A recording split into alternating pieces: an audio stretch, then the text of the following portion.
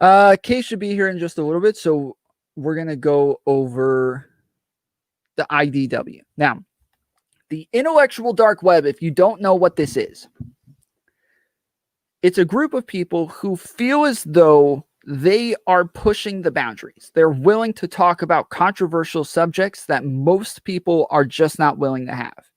They're willing to push back against cancel culture, against all of the political correctness. They are willing to have these conversations anyways, in the face of adversity, in the face of possibly getting canceled at any point. And it consisted of people like Sam Harris, Ben Shapiro, Dave Rubin, the Weinstein brothers or Weinstein brothers. I can't remember. Brett Weinstein and the other one.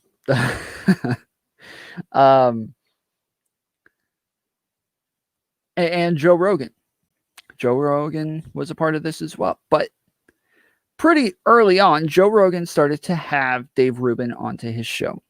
And when the last time Joe Rogan had Dave Rubin on his show, Joe Rogan pushed back against a lot of the things that Dave Rubin was saying. And Dave Rubin just ended up sounding dumb.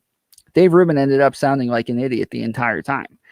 And Joe Rogan immediately jumped ship and was like, dude, I got nothing to do with this intellectual dark web bullcrap. Like, it's not me.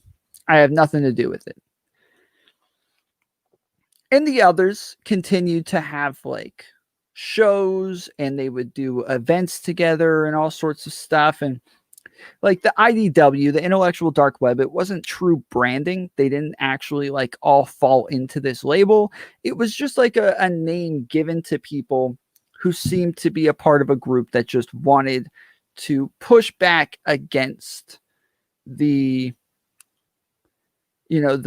political correctness or wanted to be able to have controversial conversations. Oh, and Jordan Peterson too. Jordan Peterson was also a part of this group. And then Sam Harris starts to get a little upset with Jordan Peterson, telling Jordan Peterson that although he does not actually support Donald Trump, he never actually says anything good about Donald Trump. Sam Harris felt as though Jordan Peterson didn't do enough to say that Donald Trump was just a bad person, just completely savage, should not be our president, doesn't do anything good, and if he does anything at all, it's bad. And he proves to us on a daily basis what a dumb guy he is, and that if Jordan Peterson was truly an intellectual and truly was willing to push back against anybody and everybody, he would be pushing back against the Trump base. He felt as though Jordan Peterson was selling out to the MAGA hats because they were a big part of his base. And Sam Harris knew that the MAGA hats were a big part of his base as well. He knew that Trump voters were a big portion of his audience, yet he was willing to push back against Trump all the time and call him out for what he was, and felt as though Jordan Peterson was a sellout and refused to speak the truth because he didn't want to lose money. So that all happened, and they had those disagreements and those fights. And then Dave Rubin kind of went the other direction and over time went from calling himself a classical liberal to eventually said, you know what? I'm not a classical liberal. I'm a libertarian. And then over time eventually said, you know what? I'm not a libertarian. I'm a conservative. And now he identifies as a conservative and tells people, like, finally, I'm admitting it. I've moved farther right. I am now a conservative. Now, Dave Rubin got his big jumping off point when he had Sam Harris onto his show. That was like the big explosion for the Rubin Report, was Sam Harris went onto the Rubin Report. And that gave him all of the views and the recognition that he needed And he was able to get bigger and bigger guests on all the time. But then Sam Harris, the farther right Rubin went, the more Sam Harris separated himself from him. And Joe Rogan, the farther right Dave Rubin went, the more Joe Rogan separated himself from him. And it wasn't just that Dave Rubin was going farther right, but it was that he was just saying stupid stuff. Like he was just spitting ridiculousness out of his mouth on a consistent basis. So this is where Joe Rogan kind of talks about this stuff. Turned classical liberal, then turned open conservative. He's had quite. This is on another guy's channel. I tried getting like a better compilation of this stuff, but we'll listen to what he has to say about it. As soon as you feel like someone's a grifter, you got to cast them out. So Dave Rubin is a former TYT host turned classical liberal, then turned open conservative. He's had quite the transformation over the past 3 years. He's had a problem getting back on Joe Rogan's show. So you're going to see a clip of that in a minute. But before I even get there, I've done several videos on Dave Rubin over the years discussing how he's a grifter, how he clearly has no political ideology, how people that were close friends with him have now been very open and honest about Dave Rubin was essentially just chasing money, and that's why he left TYT and eventually did his own thing and you know, got backed by the Koch brothers for a lot of his early work, at least. And now is part of Blaze TV. Anyways, he's gone through a crazy transformation, chasing money. And it appears now that Joe Rogan is aware that Dave Rubin is a grifter. I quite enjoyed seeing this clip online. So this was posted by Dave Rubin Clips, which is a fantastic account on Twitter. If you're on Twitter, follow them. But check this out. Here's the thing. Even if people are wrong about many things, or even, I'll explain this better. Even if you disagree with the way people feel about so many different things, it doesn't mean you can't be their friend. It doesn't. And I'm telling you, we got it wrong, man. Sweet. Here's what's important. What's important is whoever that person is, they got to be sincere. Now, as soon as you feel like someone's a grifter, you got to cast them out. Right. You got to cast them That's out cool. because they got to figure that out on their own, and they got to apologize. That's cool, man. Listen, you can be wrong, but you have to be honest. And if you're just bullshitting, then I can't hang out with you. Dude, hey, will I go on Rogan's podcast? I asked him, and our PR people asked him about a bajillion times to go on for my book. We did not get a response as far as I know, so I don't know what happened there. It's a little weird for me to say that publicly. I don't know what happened. And people like to get sneaky and use, no, I'm a classic liberal. yeah, because What is that? What is that? You're a Exactly. fucking Republican. and it's funny. There you go. Now, obviously, look, he's not clear that it's Dave Rubin, but he's not gonna say it by name. He clearly doesn't want to make, you know, a thing out of it. He doesn't want it to go, you know, viral. He doesn't want, you know, a clip like that of him going after somebody who used to be on the show. He doesn't want that online. But I think it's pretty clear who he's talking about here. And I also, look, I gotta say, I totally understand Rogan's position here. In terms of, like, this clip actually allowed me to better understand Rogan's thought process when having people on. Now, you know, I wish he would sometimes recognize that somebody is a grifter before he brings them on the show. Dave Rubin's a perfect example. It was clear he was a grifter before he was on the show. Tim Pool, another great example. But it allows me to understand when you bring someone on like Ben Shapiro, because I do think Ben Shapiro believes what he says. He's been entrenched in his world for so long that and he speaks about it in a way, and he's also, you know, very religious. So you can kind of understand acknowledge that Ben Shapiro, I think, believes most of what he says. I think there are sometimes where he definitely does not, but for the most part, his entire ideology, it kind of makes sense. Especially when you see Ben Shapiro just come out, straight up and say that he doesn't think empathy should be involved in politics. If you're just going to be honest about that and not realize you are acknowledging that politics should have the sociopaths in charge, well, then clearly you must believe what you're saying. Otherwise, you would have recognized how dumb that comment was. But, anyways, I think that's why he has people on like Ben Shapiro and not Dave Rubin. So we watched as I guess about a year ago.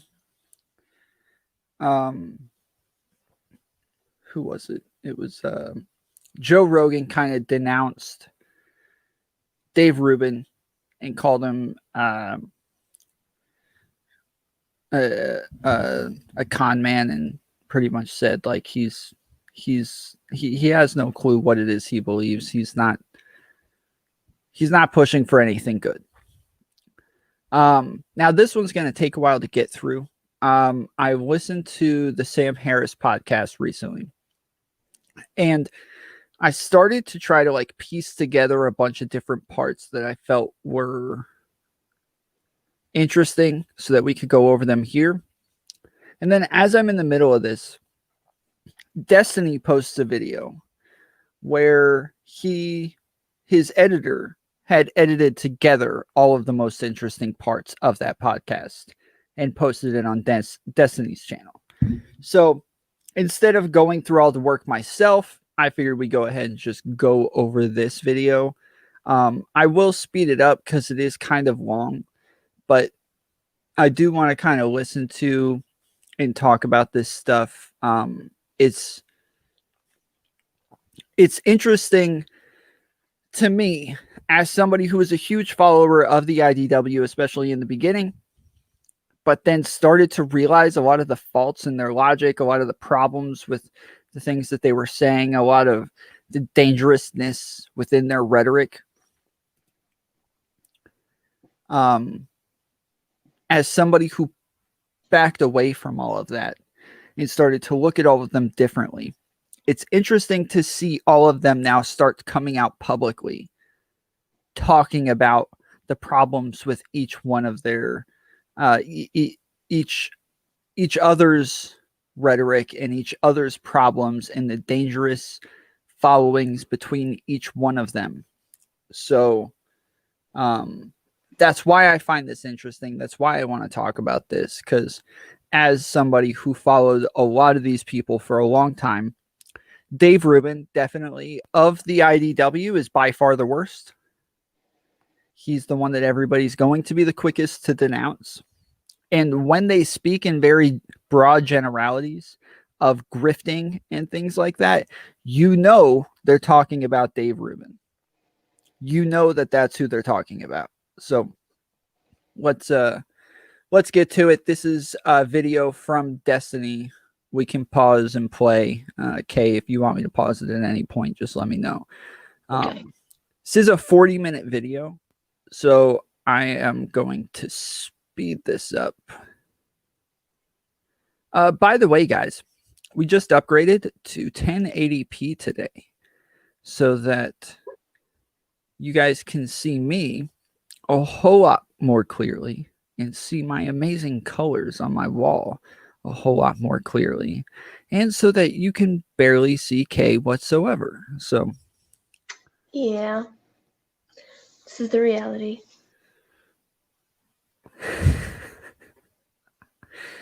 let me speed this up just a little bit. All right, let's go. Wait, I don't hear anything. Do you hear it? I don't hear anything either.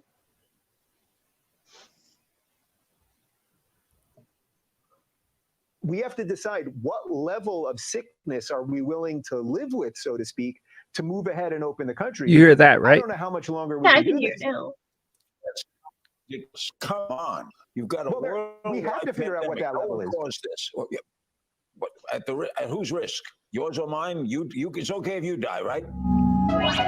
There's a needle that we really must thread successfully. Contempt for Trump and his enablers in government is a patriotic necessity. Contempt for 70 million Trump voters is a serious error. So I want to spell this out a little more because very few people are threading this needle successfully or even attempting to thread it. And some people have confused what I was saying there with people like AOC seeming to call for vengeance against Trump supporters. She went so far as to encourage people to keep lists of everyone who had supported Trump in any capacity. I think it's quite clear that nothing good is waiting for us down that path. Over 70 million people voted for Trump. There are many reasons for people to have done this, or to have found that they just couldn't vote for Biden. Trump is as much a symptom as a cause of the division in our society. I mean, he is not Stalin. He is not Hitler. He is a vindictive little con man who got plucked out of a carnival somewhere by Mark Burnett and put on television. Trump is the quintessential American fake, and it's been astounding to watch such a bizarre and insubstantial person accomplish one crazy stage dive after the next, because there were millions of upraised hands waiting to catch him and to bear his weight. So there are real social problems at the bottom of all this that we have to address. And we won't address any of them by writing off everyone who voted for Trump as racist or otherwise irredeemable. But there are many people in my circle, friends and colleagues and podcast guests, who are making the opposite error. Many of them are almost exclusively focused on the problem of the far left. And this is causing them to... I want to be clear real quick. This podcast came out about a week ago. So everything that's happened in the last week was not even on Sam Harris's mind at the time. He didn't hear Trump threaten to threaten the Georgia Secretary of State. He didn't know that a bunch of Trumpers broke into Capitol Hill. So this is a completely different world that Sam Harris is living in when he's saying these things. It's not nearly as bad. Like what he's saying right now, it's not nearly as bad at that time as we know it to be now. significantly discount the harm that Trump has caused and is actively causing to our society. They are coming for every single one of you. And if you think you're protected because you're black or you're gay or you're trans or you got a limp or a lazy eye or you're half a lesbian, it will not protect you. It will half a lesbian. If you're a small lesbian. I actually think that most of you here are liberal in the true sense of the word liberal, meaning you're classical liberals, which is that you believe in individual rights. Individual rights. And you know who thought like that? Thanos. You guys remember Thanos? Some of these people are Trump supporters, but many aren't. And they've been taking the Trump team's allegations that the election was stolen through massive voter fraud way too seriously. And they're extending a principle of charity to Trump and to the rest. So Destiny's editor put all of this together and made it clear that at points, Sam Harris is obviously talking about Dave Rubin. Obviously.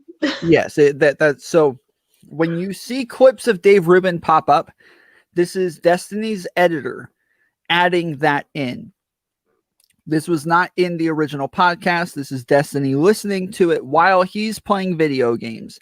And then Destiny's editor adding on top of that clips of Dave Rubin saying the things that he feels as though Sam Harris is talking about very generally in the podcast. Of his team that is frankly delusional. People are saying, well, Sidney Powell is obviously insane. She's a conspiracy theorist and blah, blah, blah. And I still just don't buy that. I don't buy that this woman is just lighting herself on fire and has gone completely crazy. I suspect that she has some of the evidence that she's talking about. What seems to me to be a more honest explanation, or at least a more clear thinking explanation of what's going on here, is that there may be reasons that Trump can't have Sidney Powell on the legal side of this, because she's pursuing other things that seem more related to the voting systems and Dominion and everything else. This is one of these things where everyone pretends they're an expert in all of this. I'm not an expert in all of this, but I think I'm a pretty decent explainer of just sort of human nature. Again, there is a needle to thread here, and many people don't appear to even see it. Insofar as I've noticed what others in the so-called intellectual dark web have been saying, it's generally not something I want to be associated with. Does he end up signing bills that increase the debt and the rest of it? Yeah, because the whole system is out of whack. There's no money left, and yet we keep, okay, more stimulus. We have literally no money. How much debt are we in right now? Trillions and trillions of dollars, and it's going up. I think we just signed another $2.2 trillion stimulus. It's like the number. How do we get out? Well, I hate Are we to tell ever you. going to get out of this? Or is it just you go bankrupt and you say, I've gone over this a million times. The deficit does not matter. It's not a big deal. It's not something to worry about. It's not something that we should especially hold off on stimulus checks for starving Americans because of.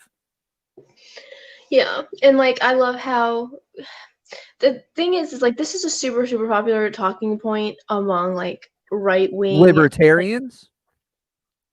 libertarians, not as much as like right wing. Like you're gonna hear like people like Charlie Kirk bring up the debt whenever it comes to talking about things like stimulus bills. Like, where were you whenever your party was just funneling money, like massive amounts of money into like our military and, you know, foreign like our endless wars? Like people like Dave Rubin and Charlie Kirk and the like of just obnoxious grifting throughout Trump's presidency, like the debt has only become a popular talking point for people like that in the last 4 or 5 years. Like they did not care about it up until that point, up until it became popular to do so.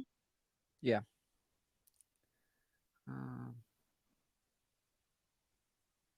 Okay.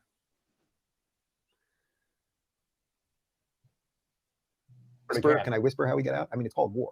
The sad truth is it seems to me that we're in an almost unavoidable conflict with China now. They have so much of our debt that we know we can never pay it back. There's nothing like short of like some sci-fi, we find a planet somewhere that has unobtainium, like in Avatar, and we mine it and sell it to the Chinese here, although we would get in a war over who's going to get there first. Like there are debtors, and we've got more weapons than our debtors right now.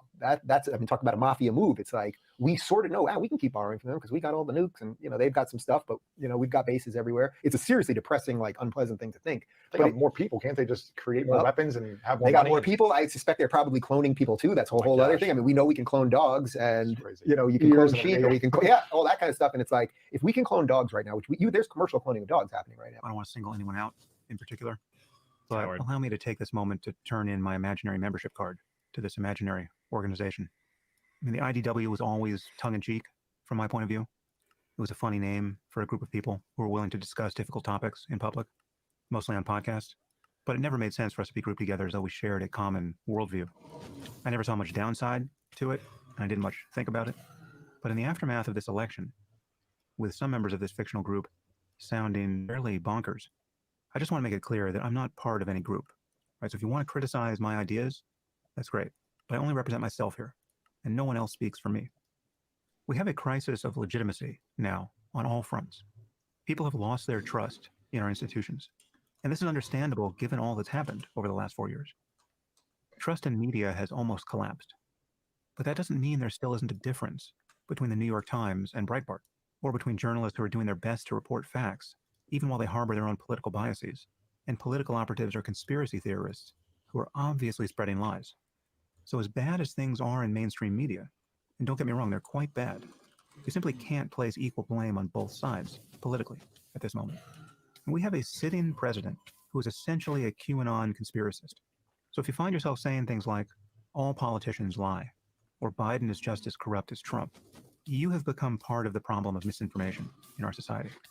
Biden would have to be a supporter of Antifa and lying about literally everything to be comparable to Trump. Biden's. Yeah, I'm trying to be charitable to Sam here. Supporting Antifa is on such a different level as supporting QAnon. I think that there is a room where a reasonable person can be at where they support Antifa. There are no reasonable people that support QAnon. His next tweet would have to say something like, we have evidence that the CIA invented the coronavirus to kill black people. He would have to be that maniacal, and the whole Democratic Party along with him, for there to be an equivalence between Trump and Biden, or between Republicans and Democrats at this moment. Yes, there is influence peddling, and bad incentives, and opportunism, and cowardice, and the whole carnival of human error on both sides of politics. But the Republican Party has become a personality cult devoted to a fake strongman who really is doing his best to undermine our democracy. So a special focus on Trump and his enablers is totally warranted right now. And again, there is a needle to thread here. There is a difference between Trump and his inner circle and his most abject supporters in Congress. There's a difference between these people who are attempting to hold on to power illegitimately by vomiting lies on everything in sight, and the millions of people who voted for Trump, who are to one or another degree taken in by these lies. Now, at the time I'm recording this, it seems safe to claim the following. There appears to be no credible evidence of significant voter fraud in the 2020 election. And whatever the Trump campaign is bringing forward is being looked at by the courts. And so far, it's being thrown out by the courts. Ironically, because we have such an uncoordinated election system, Makes it appears very to be hard. very difficult to manufacture fraud at Correct. scale. Yep. And what is being alleged here is massive fraud across many states, At scale. several of which have Republicans in key positions of power. And strangely, the Democrats are alleged to have rigged the election for president. The judge that shot down the appeal today on the Pennsylvania case, by the way, was a conservative who was appointed by Trump. But they didn't think to also win the Senate and to get rid of Mitch McConnell. And they lost seats in the House. So this election fraud was really a work of subtle genius. And needless to say, all the Republicans in Congress have celebrated their victories in the House and the Senate. And these votes were cast on the same ballots they're disputing in the presidential race. Right? This is the very essence of incoherence and hypocrisy, just as it was when Trump's campaign began demanding that we stop counting ballots in states where he was ahead, while simultaneously demanding that we keep counting them in states where he was behind. There is now such a degradation of our politics that people don't even feel the need to lie coherently. Yeah. It's just a continuous carpet bombing of our information landscape with bullshit. So at this moment, it certainly appears that Biden won the 2020 election far more decisively than Trump won in 2016. And Trump claimed So I guess we'll leave that one there. We also had Eric Weinstein, sorry, have a conversation on another show where he pretty clearly explained a lot of the problems that were happening within the IDW and how Sam Harris was at the forefront of how he didn't really want to be part of this group, and so did Joe Rogan. Both the two of them from the very beginning were like, I don't feel as though I should be identified with any of you. Like I'm cool with the idea of the IDW, but you guys within this group, I don't think that I should be identified within a group of you guys. Ready studio that was truly professional. And he produced an engaging product as an engaging interviewer. And he was talking to just about everybody who was sort of in that digital layer and some people who were in the legacy layer. I think that what happened in some sense was that when the coalescing into a thing, like somehow you couldn't actually watch a transition from the intellectual dark web, the loose amorphous object, into the intellectual dark web, the TV channel, right? Or the political party, or the touring company, or anything like that. Because of something about this era, it just doesn't work without somebody saying, I back this with money. So Pangburn was willing to back it with something, but it wasn't really very deep. I think that what happened was that Dave needed a business model that worked. And in so doing, he was trying to pull from all sides. This is pretty much him saying Dave Rubin is a grifter. Dave Rubin needed a business model that worked for him. He needed to be able to say, these are the people who follow me, so these are the people who I'm going to create content for, right? He doesn't have like socialists on or communists on. He's not truly trying to get like all ideas out there as he says he is. I'm just interested in ideas. I want to hear all ideas. But no, like it's very... half the people he has on are very far right people. And the other half is not very far left people.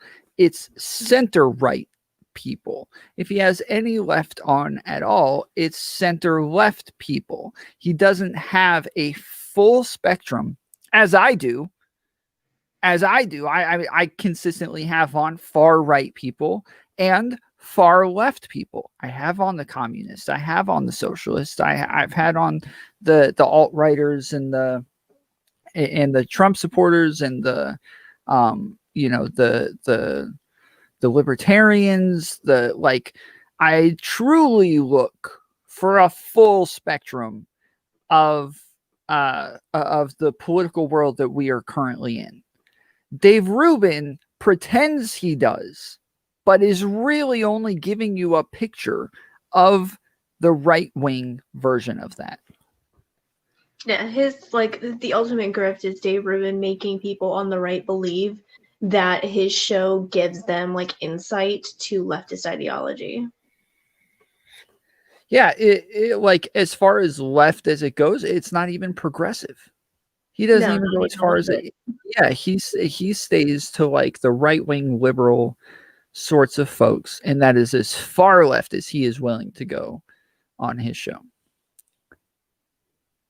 And eventually, and this is to sort of try to steelman his perspective, I would say, the willingness of more right of center elements than left of center elements to tolerate discourse, to tolerate people who did not exactly line up with their perspectives, the willingness of let's say a Dennis Prager or a Ben Shapiro to be tolerant of a gay man when they might have strong heteronormative views, was so out of whack with what everybody expected and what the left exhibited, which was this crazy level of intolerance where if you talked to somebody who talked to somebody who talked to Richard Spencer, the feeling was that, well, you were clearly alt-right.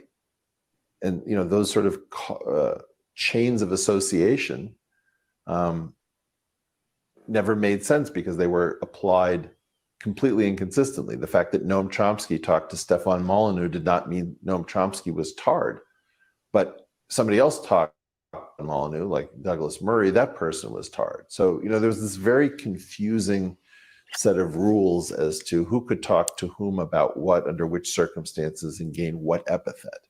And I think Dave just got sick of that and eventually said, look, let's face facts. The right is more tolerant than the left. In so doing, I think he's moved farther to the right. So I think he's become... I think I kind of agree with that perspective. Like the left, as far as their tolerance, what they consider to be bigoted, they don't feel as though they should be tolerant of bigotry. Like bigotry in and of itself is intolerant, and therefore you should not be tolerant of bigotry. But when it comes to people like Murray, somebody who's already fairly far right, having on somebody else who's far right, that's not the same thing. You're not giving any sort of spectrum here. You are somebody who's saying, I'm not racist.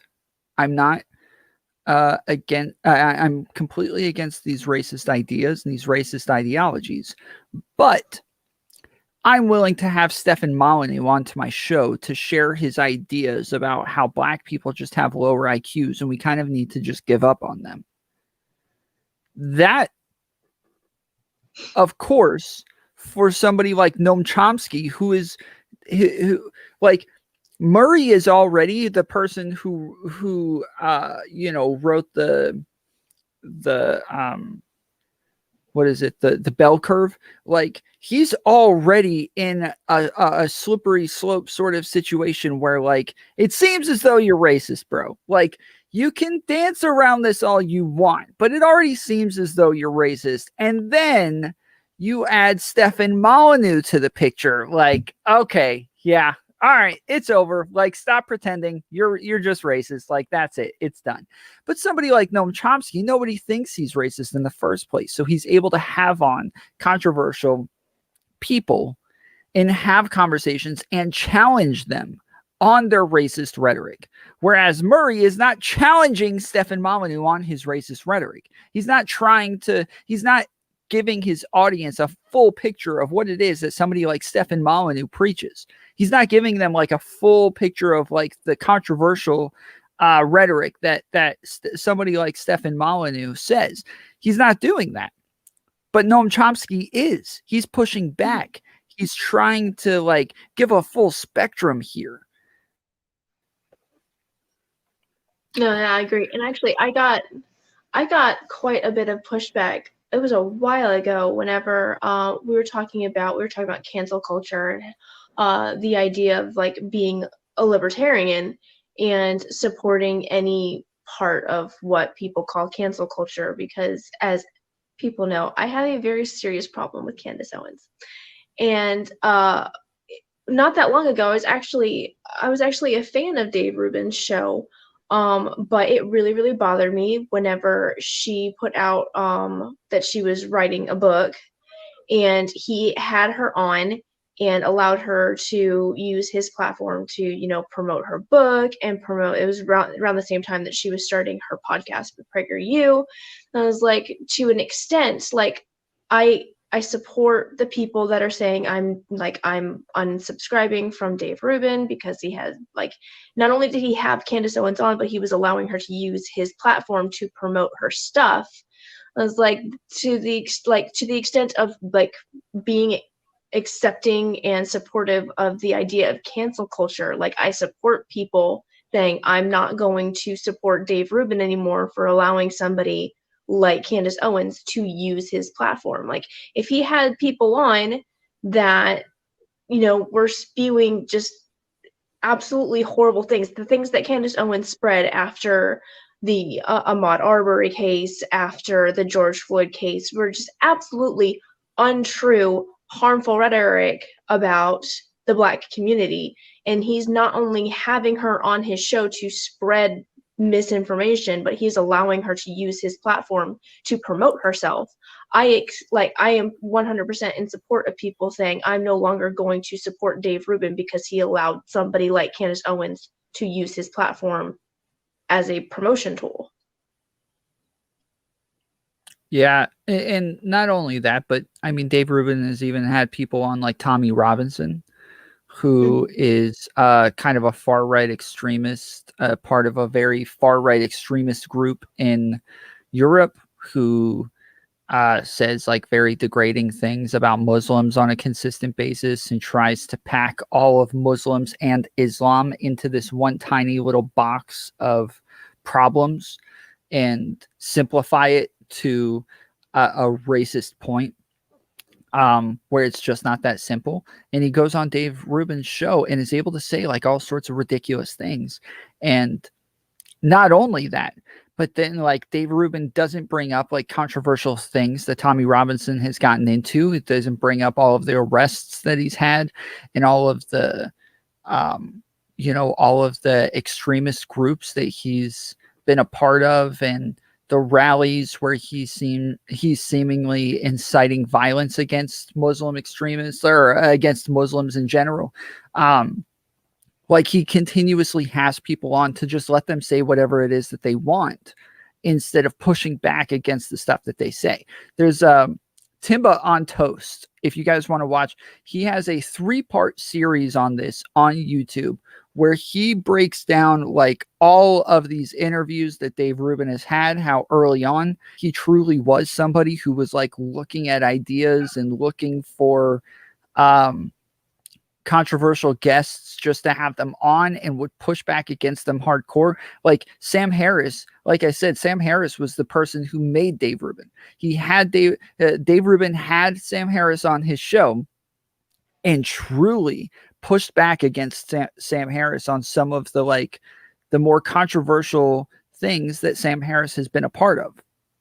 And this made Dave Rubin seem as though like this objective arbiter of interviewing, where he was able to have people on, even if he agreed with them, he was still going to push back against them during an interview and try to get them to like answer the hard questions. And over time that disappeared. That went away. He stopped trying to get them to answer the hard questions and more so just gave them a platform to say whatever it is that they wanted. And that became a bigger and bigger problem with people like Sam Harris, with people like the Weinsteins, with people like Joe Rogan. And they all just kind of started to split up over these things. And not just that, but then Jordan Peterson really like placating to Trumpers and never like giving them his real opinion on who Trump is and how divisive Trump is and stuff like that. Like these all became problems over time for the IDW to where they all had to start to split up. Big Buckin on YouTube said his hustle worked. Sorry, Tom. Also, hi, Kay. Good night, guys. Still say today minus a life lost. Today was a great day in American history. Hashtag anarchy. So for the very first part, his hustle worked. Sorry, Tom. Okay, fine. Like that doesn't mean I'm not going to call him on it. That doesn't mean that I'm not going to point out his hypocrisy. Like, oh, well, he made money off of it, so therefore it's now good. Like, that's not an argument. Rex Bonnie said Chomsky was on Alex Jones, for Christ's sake. Yeah, like Noam Chomsky isn't that controversial of a figure. He's able to go on other shows and have conversations with these people without having a problem. Like somebody like David Pakman can have on Richard Spencer and have an interview with him because we all trust David Pakman to truly push back against some of the more demonstrable ideas that somebody like Richard Spencer would espouse. And so, like, that's the true problem when it comes to somebody like a Dave Rubin, is that he is willing to have on these controversial guests without getting into their controversies. Yeah, he's very, very much surface level. And honestly, like, it was funny to watch because Dave Rubin had on Tulsi Gabbard during the primaries because she was being like just kind of ignored and booted out of mainstream media. She wasn't being given a proper platform to like voice her opinions and her ideas, and everybody was super excited to see that Dave Rubin was going to have her on. But even then, he has this very, very controversial political candidate that the right was more curious about than the left, like her own party, her own side and own platform. The right was way more interested in what she had to say, but even then he totally like effed up in asking her the questions that right-leaning voters wanted him to ask. They still walked away not having a firm idea of where she stood on abortion and where she stood on gun control, which were two huge issues that the right really, really wanted to know her stance on. And he has her sitting there for over an hour and does not ask the questions that everybody that supported his platform. There was no way he didn't know that these were the questions that his audience wanted him to ask. Mm-hmm. Nathan Prindler in the comic, appreciate you joining us. He said, Rubin is so vanilla, like blah. True that. True. And like early on, I felt as though Rubin was like a necessary sort of character to have, somebody who was willing to have a conversation with anybody, somebody who was going to give his audience a full spectrum of ideas. And he didn't turn into that person. Over time, he only had more farther and farther right people on and just kind of stuck to what it was his audience wanted to see.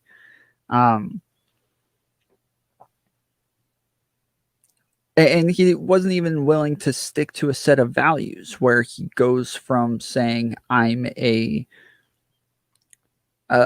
classical liberal to I'm a libertarian to now he identifies as a conservative. He has truly just gone full on grifter. Like once I heard him say like, oh, I'm now a conservative, I was like, all right, dude, like you can't even stick to a set of values. Like you can't even stick to your own guns in everything that you've been preaching for the first couple of years that you were on.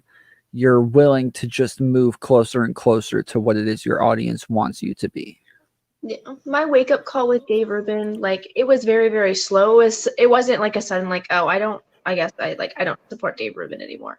It was more like slowly, but like my first moment was whenever he had a debate between Blair White and Candace Owens.